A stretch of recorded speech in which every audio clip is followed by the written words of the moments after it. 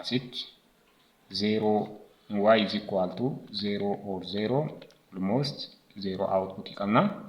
Asittis y is equal to 0 or 1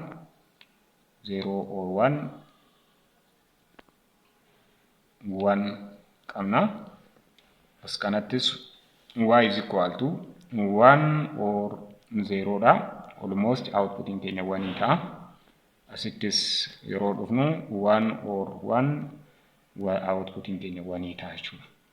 So kanarraa kan hubannu output keenya bakka hundumaattu except A and B low yoo ta'uu baatan output high ta'a. So low output, high output, high output, high output.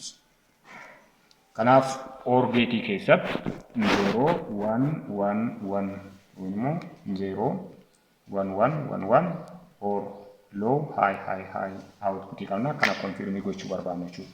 Kanaaf statementiin jalqabaa input A B 0 0 goone ilaalla. Asirratti yoo dhuftan logic 0 irradha. Logic 0 irratti Anis Bnis 0 irradha. Outputiin keenya 0 irra jira jechuudha. Kanaaf logiciin kun mirkanaa'eedha jechuudha.